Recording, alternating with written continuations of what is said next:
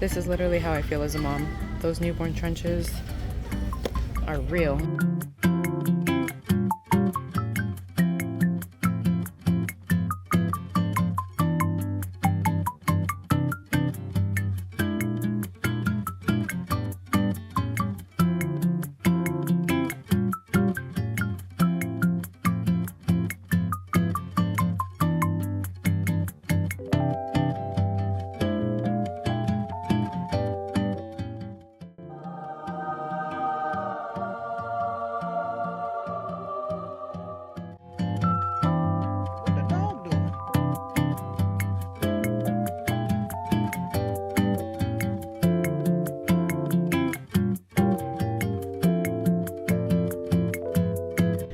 Getting so incredibly sidetracked. I need to stay focused. I came here to get books for my baby, not myself. I did get books for myself, but still.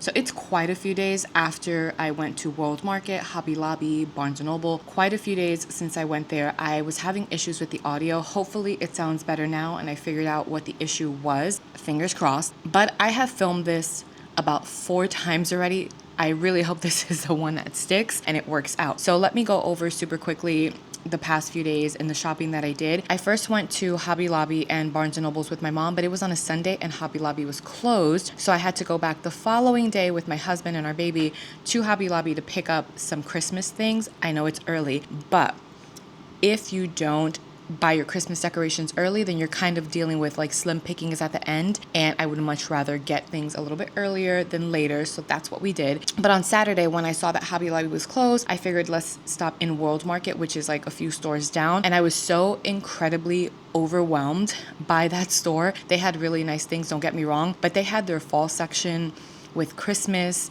next to it, with Halloween next to it. It was just so many different things. There was Christmas sprinkled all around the store. It was just a little bit too overwhelming, so I didn't pick anything up there. But I did pick up a few things from Barnes, so let me share what I got. I specifically went to get books for my baby. I have a little library right now, and it is mainly English books, but I do speak Spanish.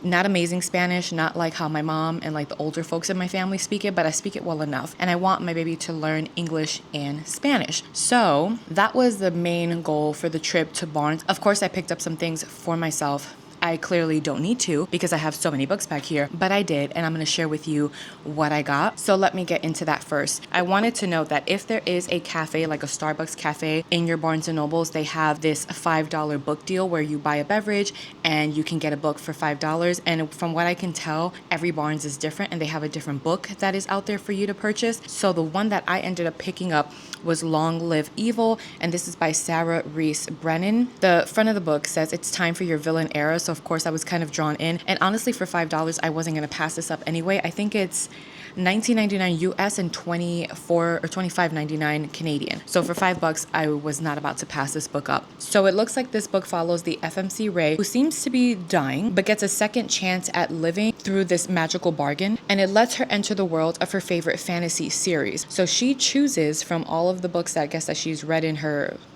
time alive, she chooses the book that she wants to get a second chance at living at. And after this magical bargain, she wakes up in the Once and Forever Emperor story. But instead of being the heroine, she is now the villainess. The very last sentence on here says, it's time to assemble a rogues gallery of villains and hatch an evil plot. So I thought this was really interesting because she gets a second chance at life and she gets to choose one of the books that she can live in. So that made me think, like, if I had that opportunity, which one of my books would I choose to live my life out in? And she went in thinking that she was going to be the heroine, but now she's the villainess, so she has to come up with a plot. I think that is extremely interesting. I feel like it's going to be a good read. I don't know anything about this book. I really don't know anything about this author, so hopefully it's a good one. I will let you know. It doesn't necessarily scream fall to me, so I'm not sure when I'm going to read this, but at some point I will read it and I'll let you guys know. And then I picked up 2 more books for myself. It was part of their buy one get one 50% off. I think this is the book that has been viral all over TikTok, and it's like a super cozy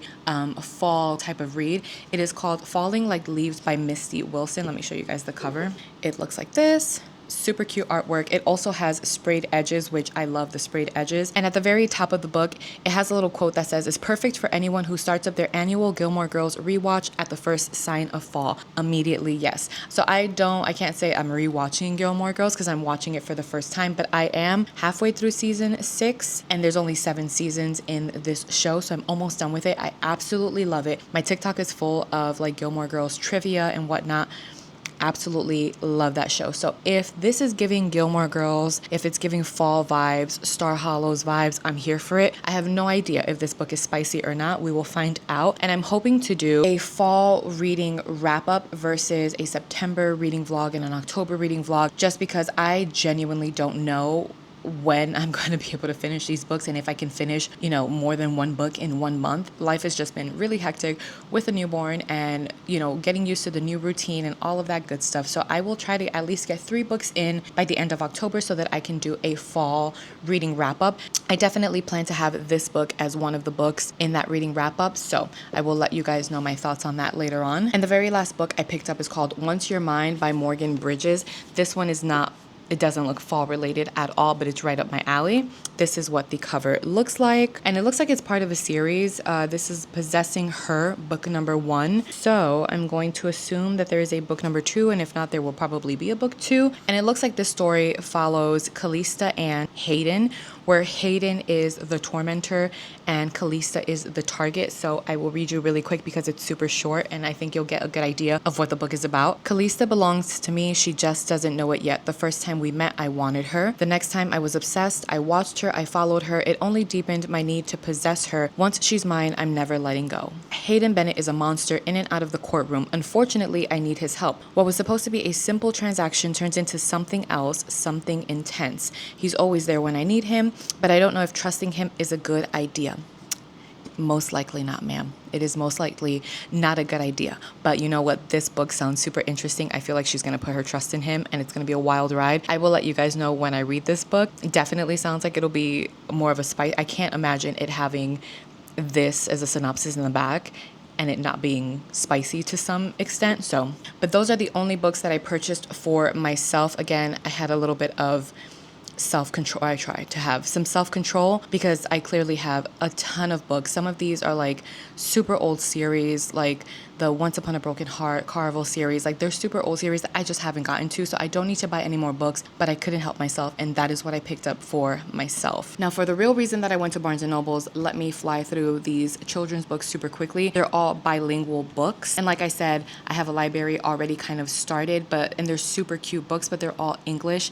And I kind of want some Spanish books. Now these are more like educational learning type of books. Eventually, I do want to venture into just actual stories that are in Spanish, but I thought this would be a really good place to start, especially because I have a newborn and we're not going to get into the actual stories and them knowing the actual stories until much later on. But the very first one is a bilingual touch and feel book. I think this one was just $7.99. Yes. And the title is Things That Go Los Transportes. That's a tongue twister. Transportes. You see what I mean about my Spanish?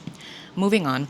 The second book is about, it's the same, in the same line, but it is a color book. So just as colors, los colores. I found this one kind of hidden and squeezed in between some books in a little corner. And it is called My Food, Mi Comida. And it looks like there's a bunch of other books in this little series or whatever you want to call it from the same maker. So if I can find those, I will definitely pick those up.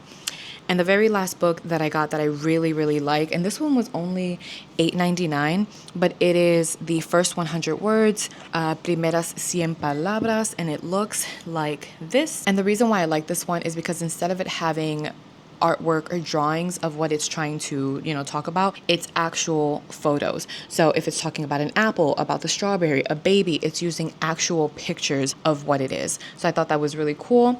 And I think this one will be a great addition to my baby's library. So those are all of the books that I picked up. Let me set these to the side and show you guys what I ended up getting from Hobby Lobby. So I want to get the biggest thing out of the way first, which is this tree collar. I've never had a tree collar, but I've always been interested. And they did have like that wicker basket looking one, but I thought the gold one just goes better with the aesthetic of my home. I do have a lot of like gold things like candlesticks and frames and like a coat rack and all that good stuff. So I thought this would go really well with it. And this one, it's huge, but it just says Merry Christmas. Let me hold it up and show you. After filming this 4 times, you'd think I would know how to pick this thing up and move it around. But hopefully you guys got a good view of that. I thought this was super pretty. Everything in Hobby Lobby was 50% off. So I think I only got this for $25 or so, 26, something like that. Now this next thing is the reason why I even went to Hobby Lobby in the first place. And it is like their real feel garland. They are super expensive. 6 feet for $99, so $100. We got it for $50. My husband ended up picking 2 of them up for me. This is what it looks like up close. It has a very like rubbery feel. It looks very real. And I do have other garland. We have to reorganize my garage. I ended up getting some more like steel shelving units so that we can add more bins and organize it a little bit better. I'll see if I can find a picture of when I went insane and got all of those like black and red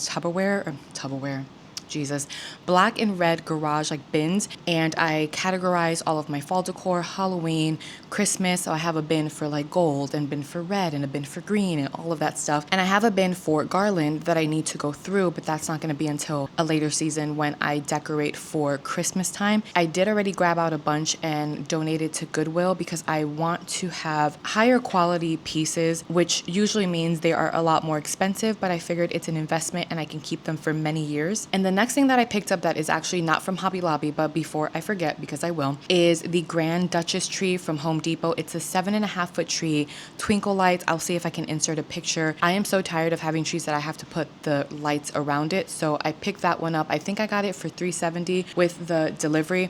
1 week, I think it has like 500 and something trees, and the following week it was only 30. So I made sure to pick one up. My kid just walked in and what was I saying? Oh my God, it is there. It's like I'm reaching for it and I just can't. What was I saying? Trees. So I ended up picking up a tree. Now I do have like 15 trees. I'm not even exaggerating. It's a problem. I will stop.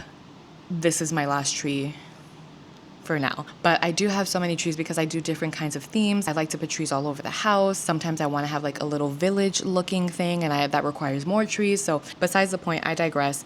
I got another tree. I'm excited to put that one up this year. And I'm thinking for the main tree, I'm going to use this ribbon that I picked up from Hobby Lobby. The only thing that I do repurchase every single year is ribbon. It's either I'm going off of a theme or I'm just going to go off of whatever ribbon I pick for that year. So since I'm not doing a theme this year with a newborn, I'm not trying to go all out and go crazy with I have done like a Grinch theme, like a pretty big Grinch theme, a really big Christmas at Hogwarts. That was my biggest theme yet. Like I made my own honeydew stand and all that. It was absolutely fabulous. I don't think I can ever top that one, but I sure as hell try. But anyway, this year is just going to be classic red, nostalgic kind of Christmas, and I thought that this ribbon was perfect for that. It's giving me like vintage regal kind of vibes. This is what it looks like up close. And along with that one, I did pick up some gold ribbon to kind of fill in the tree as well. And if you know Hobby Lobby, you know that they have an aisle that has like all of these tree additives, and at 50% off you can get a good amount for a really, really good price. These were $1.99 originally, so I only paid $1, and I think I picked up like 10 of them. They're just these gold, let's see if it'll pick it up.